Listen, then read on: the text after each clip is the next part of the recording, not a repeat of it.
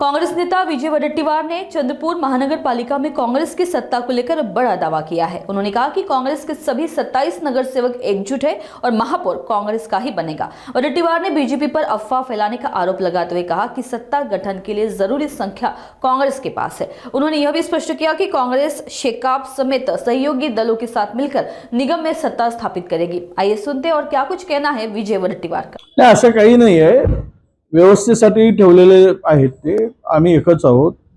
काँग्रेस पक्षाचे 27 नगरसेवक आहेत आणि 27ही एकत्र राहतील।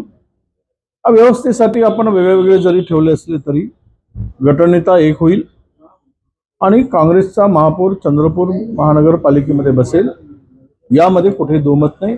आणि तेवढं संख्याबळ आमच्याकडे आहे आणि कोण काही म्हणू देत। काल काही सुधीर मुनगंटीवारांनी काही स्टेटमेंट केलं की काँग्रेसचा एक गट वगैरे, हे सगळे अफवा आहे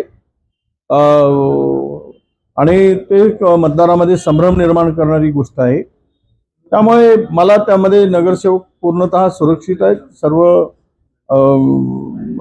आमच्याकडेच आहेत।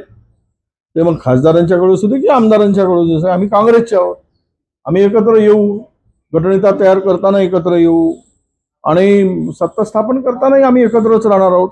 काँग्रेस म्हणून आम्हाला आमच्या महानगरपालिकेवर सत्ता प्रस्थापित करणं, यासाठी लागणारं संख्याबळ 3 अपक्ष जे काही आहेत आमच्याबरोबर आघाडीमध्ये होते, आम्ही ज्यावेळेस अलायन्स केलं होतं शेकापचे, ते सुद्धा आमच्या सोबत आहेत।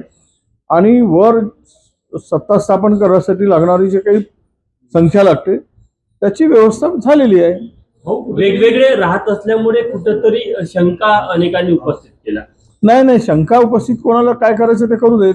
आता तिकडे मुनगंटीवारांची माणसं वेगळे आहेत, जोरगेवारांची माणसं वेगळे आहेत, म्हणजे काय ते एकत्र येणार नाही असं होत नाही।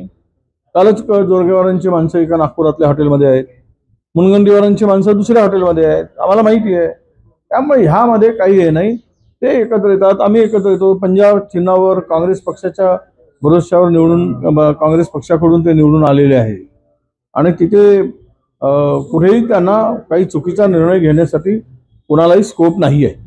गटाचा गटनेता असेल, तुमच्यासोबत जे नगरसेवक आहेत त्यांच्यापैकी होणार आहे का खासदार मॅडम सोबत आहे त्यांच्यापैकी? नाही, आमचं असं मत आहे की जो सिनियर आहे, जुना काँग्रेसी आहे, निष्ठावंत आहे, प्रामाणिक आहे पक्षाशी, त्याला गटनेता करावायचं असं आमची चर्चा आहे। त्याचं उत्तर मी दिलं आहे, भाजपचे नाही, उलट भाजपचेच नगरसेवक आमच्या संपर्कात आहे। त्यामुळे आमचे नगरसेवक त्यांच्या संपर्कात राहण्याचा प्रश्नच नाही दूरपर्यंत। हे काहीतरी हवेवर तीर मारण्याचा प्रकार आहे तो। लोटस ऑपरेशन राबवत अशी तुम्हाला भीती आहे का? तुम्ही नगरसेवक नाही, त्यांनी पण ठेवलाय, त्यांना मग पंजाब ऑपरेशन वापरला चाललंय असं होईल का? त्यांचे पण नगरसेवक बाहेर आहेत, शिंदे साहेबांचे नगरसेवक बाहेर आहेत, उद्या भाजपचे नगरसेवक बाहेर जातील। असं नाही की ठीक आहे एकत्र राहिले पाहिजेत, निवडणुकीच्या पिरियडमध्ये सगळेच एकत्र ठेवतात। शिंदे साहेबांचे सगळे नगरसेवक एकत्र वावरत आहेत, एकत्र दिसत आहेत, जेव्हा की चंद्रपूर मधलं चित्र वेगळं दिसत आहे, त्यामुळे एक वेगळा संदेश चाललाय। जाऊ दे ना, हा संदेश निवडणूक होईपर्यंतच राहील ना, निवडणूक झाल्यानंतर संदेश संपेल। त्यामुळे आम्हाला माहिती आहे की एकत्रितपणे राहून आपल्याला या निवडणुकीमध्ये काँग्रेसला सत्ता मिळवायची आहे आणि जनतेने तिथल्या काँग्रेसला हातात सत्ता देण्यासाठी आमच्याकडे त्यांनी मतदान केलेलं आहे। महानगरपालिकेच्या निवडणुका संपल्या आहेत, पण लाडक्या बहिणींना हप्ते मिळाले नाही। अमरावती वर्धामध्ये आक्रोश नाही, ते आता निवडणुकीच्या तोंडावर जुळवाजुळव करायचा प्रयत्न केला। 14 तारखेला 15ला निवडणूक आहे, 14 तारखेला त्यांच्या अकाउंटमध्ये पैसे घालून पुन्हा मतं मिळवण्याचा केविलवाणा प्रयत्न सत्ताधाऱ्यांनी केला महायुतीने, परंतु त्यामध्ये ते पैसे नसल्यामुळे काही कमी पडल्यामुळे सफल झाले नाही। आता पुन्हा पुढच्या निवडणुकीची वाट पाहावी लागेल असं मला वाटतं। मुंबईमध्ये शिंदेचा स्ट्राईक रेट राहिला नाही अशी चर्चा भाजपच्या गोटात आहे। जास्त जागा घेऊन कमी जागांवर शिंदेचे नगरसेवक निवडून आले। एक गट दिल्लीमध्ये अशी तक्रार करणार आहे की भाजपने जास्त जागा लढल्या असतात तर बहुमताचा आकडा भाजपनं स्वतः गाठला। या जर तरच्या गोष्टी आहेत। असंही म्हणतात की काँग्रेस मनसेने लढले असते तर 150 जागा आल्या असत्या।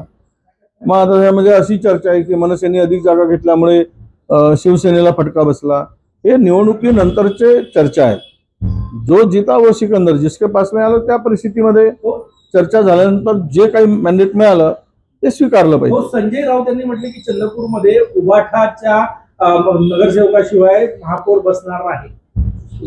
नाही, ते उभाटांची आपली युती नव्हती, पण उभाटा आणि आम्ही महाविकास आघाडीमध्ये एकत्र आहोत, म्हणून आम्हाला वाटतं की आपण एकत्र राहून सत्ता स्थापन करावी अशी आमची भूमिका आहे आणि त्यासाठी त्यांच्याशी चर्चा आमची सुरू आहे. त्यांनी पण उबाठाने पण महापौर पदाचा दावा केलेला आहे चंद्रपूरमध्ये. मागं त्यांनी दावा केलेला आहे, प्रश्नच नाही, त्यांनी दावा करण्याचा त्यांचा अधिकार आहे.